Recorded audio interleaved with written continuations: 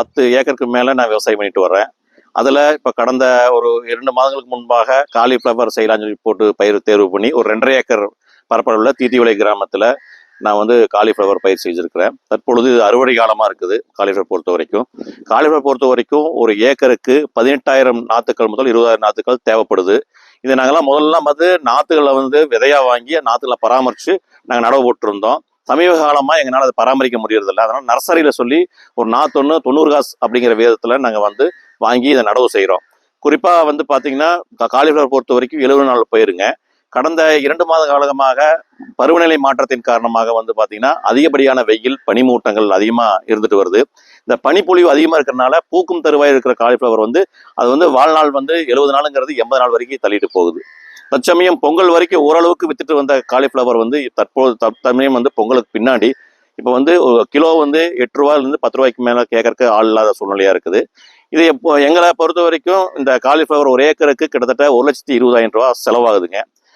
ஒன்று களை, ஆள் கூலி, அதே போல் பூச்சி மருந்து, உரம், இயற்கை உரம் போன்றவை எல்லாம் செலவு வந்து எங்களுக்கு 1,20,000 ரூபா ஒரு ஏக்கருக்கு செலவினம் ஆகுது. இப்போ இருக்கிறத வந்து ஒரு ஏக்கருக்கு கிட்டத்தட்ட ஒரு 7லேருந்து 10 டன் வரைக்கும் ஈல்டு வரக்கூடிய சூழ்நிலையில இப்போ இருக்குது. பூ இருக்குது. ஆனால் இந்த ஒரு வாரமாக பூவை கேட்கறக்கே ஆள் இல்லை. மார்க்கெட்டுக்கு கொண்டு போனாலும் விற்க மாட்டேங்குதுங்க. விவசாயிகளை பொறுத்த வரையும் என்னதான் உற்பத்தி பண்ணினாலும் கூட விற்பனை செய்வது என்பது மிகவும் கடினமாக ஒரு சூழ்நிலை தான் நாங்கள் காணப்படுறோம். இங்கே எங்கள் ஏரியாவை பொறுத்த வரைக்கும் தொண்டாமுத்தூர், ஆலாந்துறை, காலம்பாளையம் போன்ற தினசரி மார்க்கெட் இருக்குது. இதை வந்து நாங்கள் ஆள் வைத்து ஒரு 10 கிலோ பேக்கில் வந்து நாங்கள் வெட்டி கொண்டு போகணும். ஆனால் இப்போ வந்து ஒரு மார்க்கெட்டுக்கு கொண்டு போனால் ஒரு 50 கிலோக்கு மேலே இழுக்கிறது இல்லைங்க. அதாவது வியாபாரிகள் வாங்குவதற்கு முன் வருவதில்லை. காரணம் விலை இறக்கம் தான். இதனால வந்து இப்போ கிட்டத்தட்ட எனக்கு ஒரு ஏக்கருக்கு கிட்டத்தட்ட 1 லட்சம் ரூபாய்க்கு மேலே நஷ்டாக வேண்டிய சூழ்நிலை இருக்குது. நல்ல முறையில் வந்துச்சுன்னா 10 டன் பூ கிலோ 25 ரூபாய்க்கு விற்றுனா 2 லட்சம் ரூபா வருங்க. முற்றுகை செலவு 1 லட்சம் ஏக்கருக்கு கிடைக்குங்கிற நம்பிக்கையில் தான் நாங்கள் பயிர் பண்ணோம். காலிஃப்ளவர் பொறுத்த வரைக்கும் எந்த விதமான பட்டம் கிடையாது. இப்போ வேணாலும் பயிர் பண்ணலாம். அந்த பயிருக்கு தகுந்த மாதிரி, ரகத்துக்கு தகுந்த மாதிரி, காலத்துக்கு தகுந்த மாதிரி ரகங்களை மாற்றி நாங்கள் பயிர் பண்ணுறது வழக்கமாக கொண்டு இருக்கிறோம். இப்போ பொதுவாக வந்து வருஷத்தில் ஒரு 2 சீசன் நான் வந்து காலிஃப்ளவர் பயிர் பண்ணிட்டு வர்றேன். ஆனால் இந்த மாதிரி ஒரு டல்லான சீசன் எப்பவுமே வந்ததில்லை. இது மற்ற மாவட்டத்திலேருந்து மற்ற மாநிலேருந்து பூக்கள் அதிகமாக வரதுனால நம்ம லோக்கல் மார்க்கெட்டில் இருக்கிற பூக்கள் வந்து அதிகமான விற்பனைக்கு வந்து ஏற்றக்கூடியதாக இல்லை. அதிகப்படியாக வரத்துகள் அதிகமாக இருக்கிறதுனால விலையும் இப்போதுக்கு ஏற மாதிரி இல்லை. இப்போ வந்து வெட்ட வேண்டிய தருணத்தில் நானும் யோசனை பண்ணிட்டு வெட்டலாமா இல்லை அப்படியே அழிச்சிடலாமா அப்படிங்கிற யோசனையும் கூட பண்ணிட்டு இருக்கிறேன். ஏன்னா இது வந்து இன்னும் 2 நாட்குள்ள நான் இதை கொண்டு போய் விற்பனை செய்யலைன்னு சொன்னால் இந்த 2.5 ஏக்கர் பூ எனக்கு வீணாக பூத்து போயிடும். பூத்து போகும்போது மார்க்கெட் கொண்டு போனால் விற்பனை ஆகாது, நோட்டம் இருக்காது, யாரும் வாங்க மாட்டாங்க. நம்ம பொறுத்த வரைக்கும் விவசாயிகளுக்கு தோட்டக்கலைத்துறை, வேளாண்மைத்துறை, வேளாண்மை விற்பனைத்துறை என்ற 3 துறைகள் வந்து அரசாங்கத்தால் நியமிக்கப்பட்டு, அதிகாரிகள் நியமிக்கப்பட்டு விவசாயிகளுக்கு தக்க ஆலோசனை வருகிறார்கள். ஆனால் இந்த மாதிரியான தருவாயில் விவசாயிகள் விற்பனை செய்ய முடியாத தருவாயில் நமது மாவட்டத்தில் கிட்டத்தட்ட 4க்கும் மேற்பட்ட உழவர் சந்தைகள் இருக்கின்றன. அதே போல அரசுமயமாக்கப்பட்ட நிறைய சொசைட்டிகள் இருக்குது. அதன் அடிப்படையில் வந்து விவசாயிகளுக்கு முன்னுரிமை கொடுத்து வெளி மாவட்டத்திலிருந்து பூக்களை தவிர்த்து உள்ளூர் மார்க்கெட்டுக்கு அதிகமான முக்கியத்துவம் கொடுத்தா மட்டும்தான் இனி எதிர்காலத்தில் தொடர்ந்து நம்ம விவசாயம் செய்ய முடியும். எந்த விதமான காய்கறி பயிர்களுக்கும் போதிய விலை கிடைப்பதில்லை என்ற ஒரு பெரிய ஏமாற்றத்தில் தான் நாங்கள் நிலவிட்டு வர்றோம். இன்னைக்கு கடந்த காலத்தை போலவே நிகழ்காலம் இருந்துன்னு சொன்னோம்னா மிகுந்த சிரமத்துக்கு உள்ளாகணும்.